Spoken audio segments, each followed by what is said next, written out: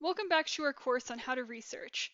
In this lesson, we'll go over different search terms and tips that you can use when you're doing research on a topic. What are search terms? Search terms are the words or phrases that we enter into the search bar, like the Google search bar, to find the information that we're looking for. So for example, if we're researching the immigration topic and we want to find articles that talk about immigration restrictions that the US should reduce, we might use search terms like immigration, restrictions, reduce, and US should. We would enter those into the Google search bar to find the articles that we're looking for. So now we'll go over a few important tips to keep in mind when you're looking for different search terms that you can use to find different articles. So tip number 1 is that you should use only important words and short phrases. Don't type the exact sentence of whatever argument you're looking for into the search bar.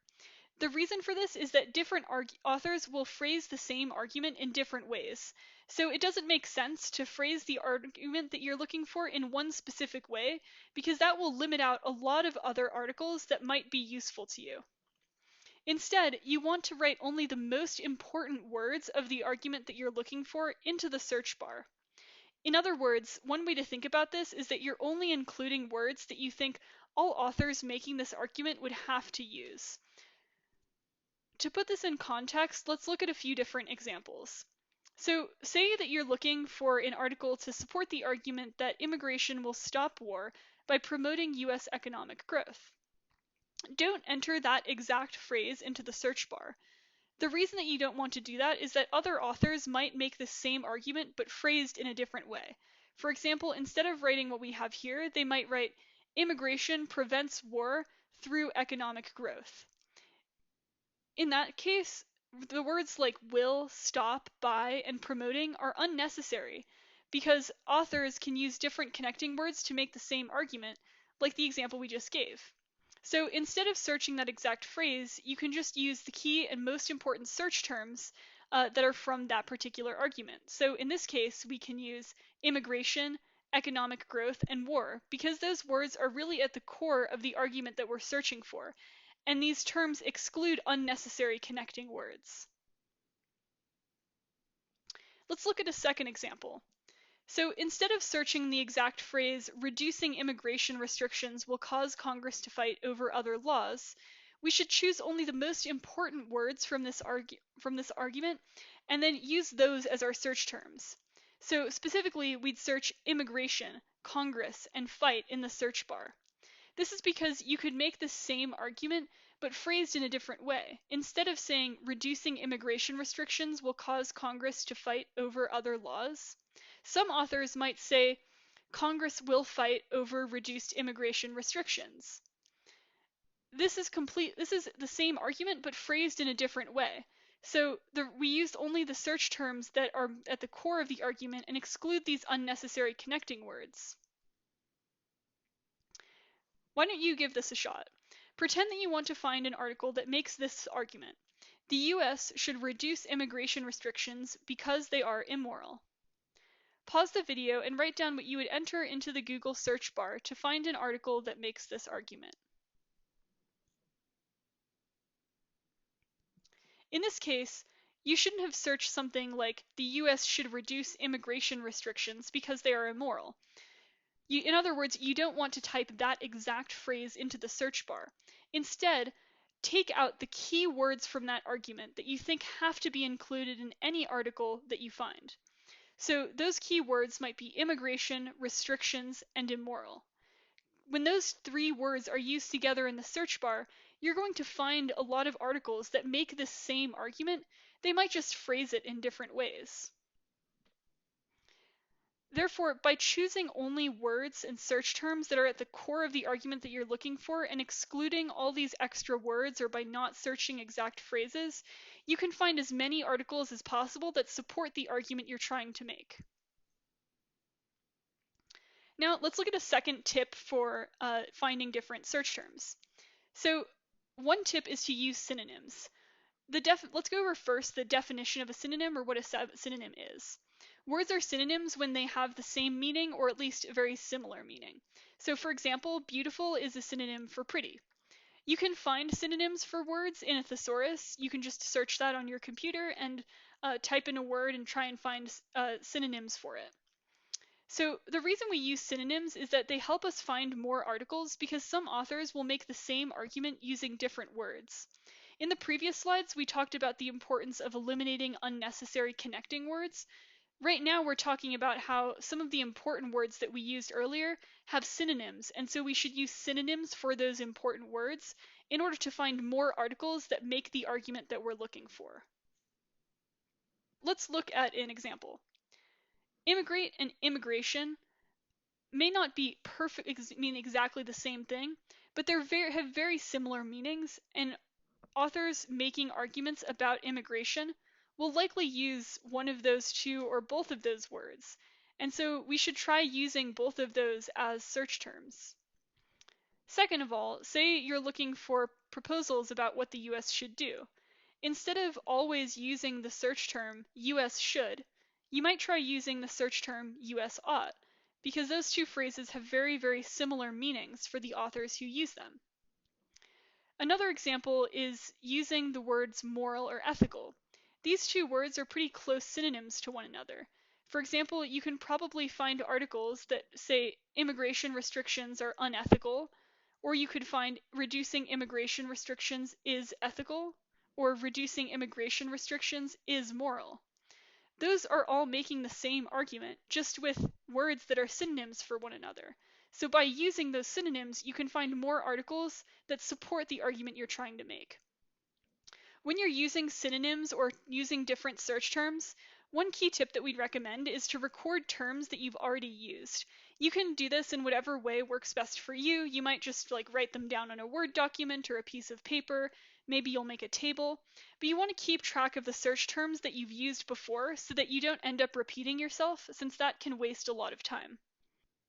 Another thing that you might want to try is that if you're stuck and can't find more synonyms, you might try reading more articles to see what terms and phrases experts use, and then use some of those terms yourself. So for example, instead of saying that immigrants get certain passes in order to enter the US, or certain passes that allow them to get into the US, you'll notice that a lot of experts are using the term visa. That's because visa is the official word for a pass that someone gets, or they have to be eligible for, in order to enter the United States. So by reading more articles, you can find synonyms and search terms that you may not have been able to come up with on your own. And using those synonyms will allow you to find more articles because you're using the same language that the authors you're reading are using themselves. Now that we've gone over a few tips regarding search terms, let's talk about how to make our Google searches more effective. One way you can do this is by using Boolean operators to narrow your searches. Boolean operators are functions that you can enter into the Google search bar to either broaden or narrow your searches in a particular way. So below we have a few examples. We'll go over specific examples of how these Boolean operators can be used on the following slides, but here we're just going to talk about some general definitions of Boolean operators that you can use. So the first one is the quotation marks. You can put quotation marks around a particular phrase, which tells Google to find articles that contain that exact phrase, with all the letters and all the words arranged in that exact way. The second Boolean operator that we'll go over is OR. This basically tells Google to include one term or another in a particular article. Third, there's the minus sign, which says that Google should find all articles that have the words in your search bar, except those that have a particular word. Finally is the around operator, which finds articles with terms that are no more than a certain number of words apart. So if you're interested in finding articles that contain 2 words, you might say around 2 to find articles in which those words are no more than 2 words apart. Finally, you can narrow by date. So if you're looking for articles that were published in a certain period or range of time, you can narrow your search on Google to find those particular articles. Keep in mind that this isn't a complete list of all Boolean operators that you can use, and different search engines other than Google might use different Boolean operators or have more Boolean operators. This is just a list of ones that we think are quite useful, but you can certainly search for more on your own and try and apply them to your own searches. So the first example we'll go over are the quotation marks. In the first search bar, we don't use quotation marks. We just type out immigration restrictions are immoral. In this scenario, we might find articles that, for example, say immigration restrictions are in place now, period. We should remove them because they are immoral, period. That's very different from the exact phrase, immigration restrictions are immoral. This second search bar, rather than giving you those search terms in any particular order in an article, will find articles that contain the exact phrase, immigration restrictions are immoral. You can find that exact phrase by putting it in quotation marks in the search bar. Next, we'll go over the OR operator. In the first search bar, you can see that we've typed immigration restrictions immoral unethical. Immoral and unethical are repeats of one another. Those two things are synonyms. So instead of putting both of those into the search bar, we might want to type immigration restrictions immoral or unethical. This means that when Google is searching for articles, it will find articles that have the words immigration and restrictions, and it will find articles with either the word immoral or unethical. This essentially broadens the search by allowing us to find articles that contain synonyms of a particular search term that we're using. So we can find more articles using this particular Boolean operator. Next example is that of the minus sign. So in the first example, we're searching immigration restrictions.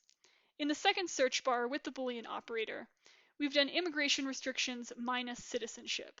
This means that Google will find all articles that contain the word immigration restrictions, but do not contain the word citizenship. We might use this Boolean operator if, say, we're interested in learning about immigration restrictions that aren't about citizenship, that aren't about people who are coming to live in the US permanently. And so that minus sign allows us to narrow our search to find articles that exclude particular terms. Next is the around operator. Say we first include economic collapse and war in our search bar. This will find articles, for example, that say economic collapse is coming, period. And then several paragraphs later say that wars have occurred over natural resources. An article like that doesn't say anything about whether economic collapse causes war. It just includes those two words, which isn't particularly helpful if we're trying to find evidence for why economic collapse causes war. This is where the around operator can be super helpful. We want to find articles that are about why economic collapse causes war. So let's say that in every article that Google finds, the term economic collapse needs to be around 4 words apart from the word war. This increases the probability that we'll find articles that say things like economic collapse causes war, economic collapse leads to war, rather than articles that just include the terms economic collapse and war in very different sections. Finally is the narrow by date function. So say we're interested in finding immigration restrictions that Congress has recently passed. It isn't useful in that scenario to look at articles that were published from any time. If we're interested, for example, in restrictions that have been passed in the last year, it's not going to be helpful to look to broaden our search such that we find articles from the 1970s. So this is why it's useful to narrow by date and say, okay, Google, let's only look for articles with these search terms that were published in the past week or the past month or the past year. Google also allows you to place a custom date range if you're interested in finding articles that were published between or on a specific date. Now that we've gone over some different search operators, let's go over how we can find different types of articles. First, we'll talk about how we can find news articles. News articles are articles about current events like elections or sudden conflicts. They're about things that are happening in the here and now. Google has a specific search bar that you can use if you only want to find news articles. So say that you're not interested in finding other types of articles, only articles about sort of more recent current events or current publications. Google can help you do that through its news search bar. Also, you can create something called a Google News Alert, which will notify you when a news article about a particular topic you're interested in gets published. And those can help you keep track of a particular issue if you're trying to stay up to date on a topic that you're researching. Let's go over some examples of the functions that we just described when we're looking for news articles. Pretend that we're looking for news articles about immigration restrictions that have recently been passed or changed. In this case, we're looking for specific news articles.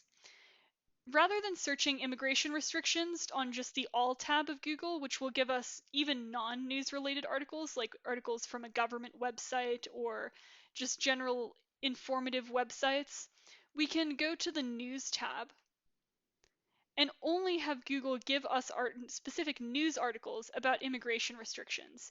You can see that all of these articles here are published very recently.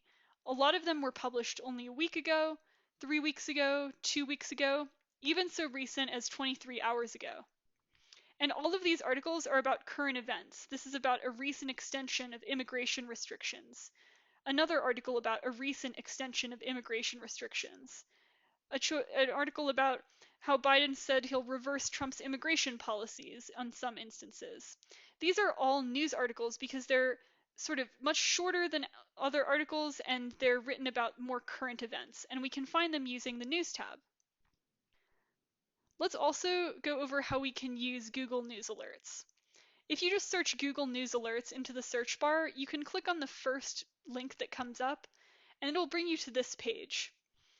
Suppose that we want Google to notify us whenever an article gets published about immigration restrictions. So we would type immigration restrictions here into the search bar, and then you can see here a preview of the types of articles that these particular search terms might give us. You can also modify different functions that Google will use when giving you alerts. So for example, if you want to only receive news alerts, once a day, once a week, or exactly when they're published, you have all these options to do just that. So in this case, maybe I only want to receive notifications once a week at most. You can also change what kind of sources you're getting sent. For example, if you only want articles published on news websites, you can click news. If you only want them from blogs, you can click blogs. You can do both news and blogs. If you're not sure exactly where you want your sources to be coming from, you can just click automatic. You can also change the language of the articles that you're looking for. You can change the region, or in other words, where they're being published. And you can choose how many. So you can get every possible result that comes from these search terms, or what Google thinks is the best results. And then you can have Google deliver all of these articles to your email, which you can select here. Basically, this will give you a summary of a bunch of different articles that have been published related to these search terms, which can eliminate some time that you have to spend just doing Google searches on your own. It's important to note that when you're making an actual Google alert, you probably shouldn't use something as broad as immigration restrictions, because this will give you a ton of articles since these are some super broad search terms. You might want to specify this, for example, immigration restrictions, refugees, or maybe add a few other search terms so that you can really get the articles that you're looking for. Next, let's go over how to find academic articles. So what is an academic article and how is it different from a news article? Basically, academic articles tend to be longer and more formal than news articles, and they tend to be written by experts or professors. Google Scholar is a search engine that you can use to find academic articles. So similar to how we use the news bar when we're finding news articles, we can use Google Scholar to do a broad search for different academic articles. Keep in mind that Google Scholar isn't the only search engine you can use to find academic articles, but it is a good place to start if you're just beginning research, or it's also more accessible. So here are some tips for using Google Scholar. There are certain ways to find more sources if you're stuck and can't seem to find more academic articles that you look for. If you notice, when you do a search on Google Scholar, every article that's published will have beneath it an option to find cited with a cited by button and a related articles button. The cited by button, when you click on it, shows you articles that cite this particular piece. So in other words, when authors are going through and writing their articles, they reference other authors or they give credit to other authors they've drawn upon. And so you can find which other articles have drawn upon the one you're reading now. And then hopefully that will enable you to find sources that are very similar to the one that you're currently reading. The related articles function can allow you to do the same thing. It allows you to find articles about similar topics to the ones that you're reading about, which can again, be helpful when you're struggling to come up with new search terms. An important thing to note is that articles that have a lot of cited by tend to be more credible. So the gold standard usually for cited by is around 100. So if 100 other articles have cited the one that you're reading, that's usually a sign that it's fairly credible. But again, you can obviously use articles that are cited by less authors. They just might not be as well known or may not be as credible. Similar to how you can create Google News alerts, you can also create Google Scholar alerts that notify you when academic articles get published on a particular topic or area that you're interested in. You can also use the advanced search function on Google Scholar, which will help you use different functions that will allow you to find articles that you're looking for by narrowing or broadening your searches.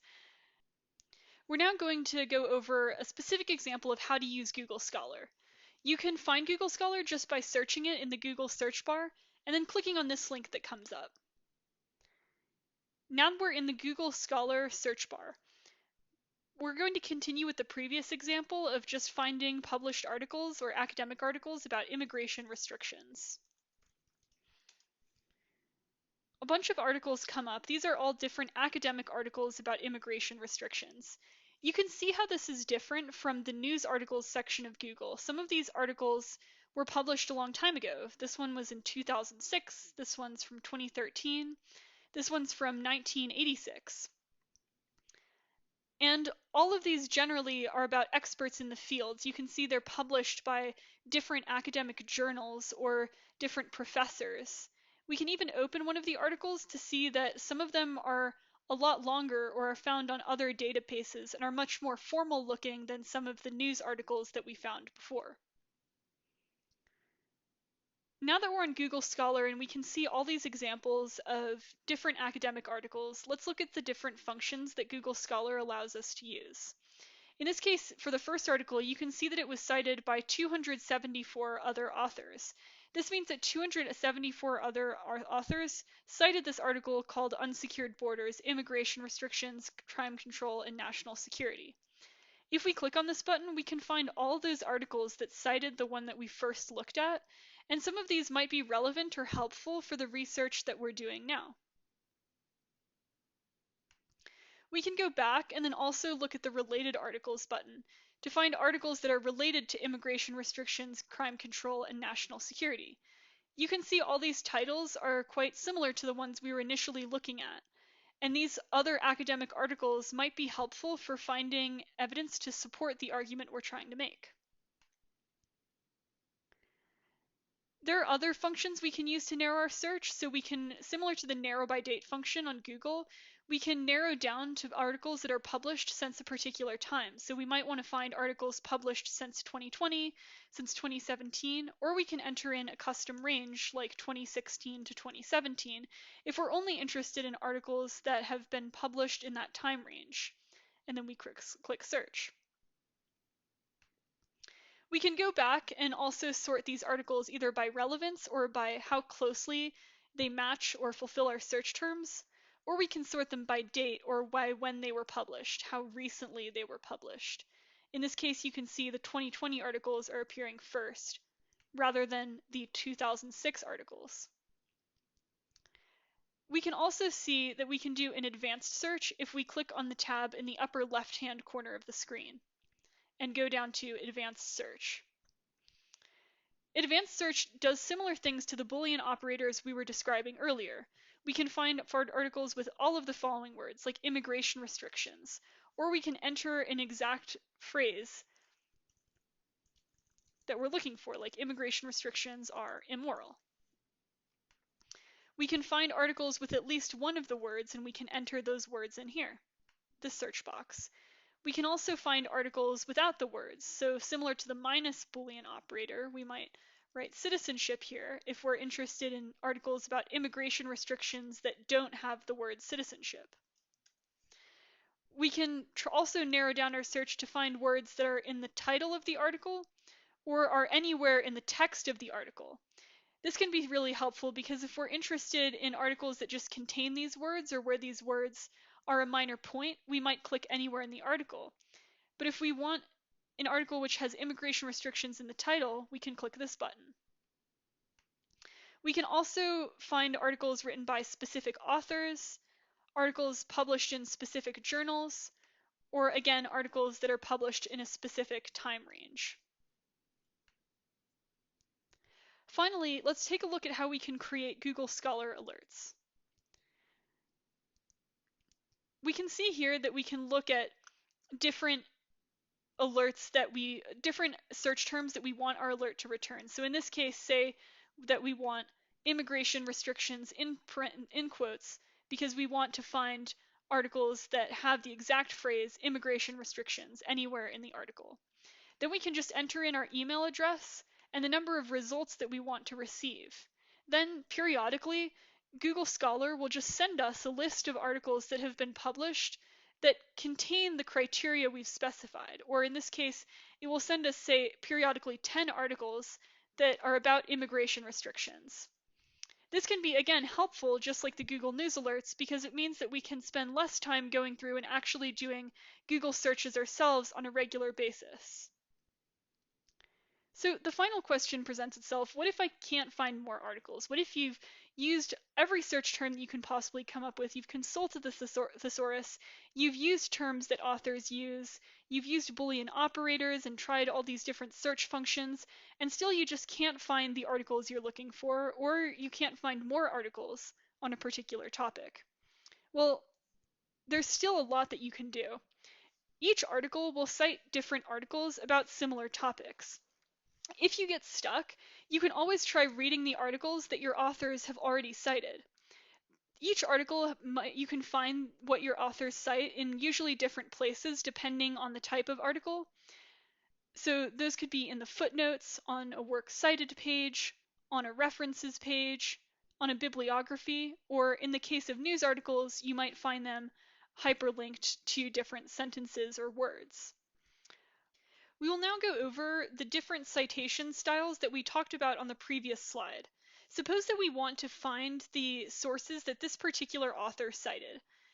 In this case, we can see that the author uses footnotes. You can see these little numbers that the author has next to individual sentences. These correspond to notes that are at the bottom of each page. So number 2 here, this sentence, corresponds to the second footnote here. And the second footnote shows the source that the author used in order to write that particular sentence, the one with a 2 next to it. For example, look at this sentence. As this definition suggests, the term national security is broad, encompassing protection from threats to vital national interests, as well as economic and political interests. This sentence corresponds to footnote number 7. We can scroll down and look at footnote number 7 and see exactly what source the author used to write that sentence. If we're interested in learning more about this definition of national security or this term national security, the author is telling us that we can look at this particular article. Whenever we're reading an article with footnotes and we see a sentence that is interesting to us or that is related to what we're researching, we should check to see if there's a footnote and we can read an article that tells us more about that particular issue. And that can be a great way to find more sources. However, not all articles will use footnotes, or they'll use something other citation style in addition to footnotes. If we look at this particular article and we scroll down to the very bottom of the document, or somewhere near the very document, we can see something called the works cited. This is a list of sources that the author referenced when they were writing the paper. Usually these are in alphabetical order, and you can see that It shows they show the author name as well as the name of the article that was used. And so we can look through these works cited pages, find articles that seem to be related to what we're looking for. For example, if we're looking for articles about political theory or international relations, we might consult this particular source. And looking at the works cited can be another great way to find more sources related to what we're looking for. Some authors might call this list of references at the bottom of their document or close to the end of their paper as the reference list rather than the works cited list. And although the style in which the citation is written might be slightly different, we can still do the same thing in that we can look for the titles of the articles that seem to be related to what we're looking for, or then we can search for those on our own. Similarly, other authors might, instead of works cited or references, call their list of citations a bibliography, which we can see right here. News articles often handle their citations differently. As you can see based on this article from the Washington Post, the citations are actually through different hyperlinks rather than through something like a works cited or footnotes. So if we're interested in finding the source that's linked to a particular claim, we can just click on the hyperlink for that sentence. This sentence particularly says that advocates for immigrants hope Biden will terminate the return to Mexico policy, known as the Migrant Protection Protocols, before the Supreme Court is expected to take it up next year. If we're interested in learning more about what exactly the Supreme Court is taking up, then we can go ahead and click on this hyperlink. The hyperlink takes us to another article which is specifically about the Supreme Court and the Remain in Mexico program that we heard about on the previous article. And so this is how we can track down different sources of news articles that are related to what we're looking for. We can look through the article, find claims that we're interested in, and then find other articles that are hyperlinked to those particular sentences and track down those sources. There are two final tips that we have for when you're researching. First, remember that research is a process. Research is super difficult, and it can be hard to find the evidence that is exactly supporting the argument that you're trying to make, and it often requires a lot of trial and error before you can find the exact article that you're looking for. The key is that whenever you feel like you're getting stuck, make sure to persevere, keep going. That article is out there. Just be creative and try to think of new search terms or ways of finding articles, and eventually you'll find what you're looking for. There are tons of strategies that you can use, and as long as you're being creative about how you can use them, eventually you can find the articles that you're looking for. Thank you for watching.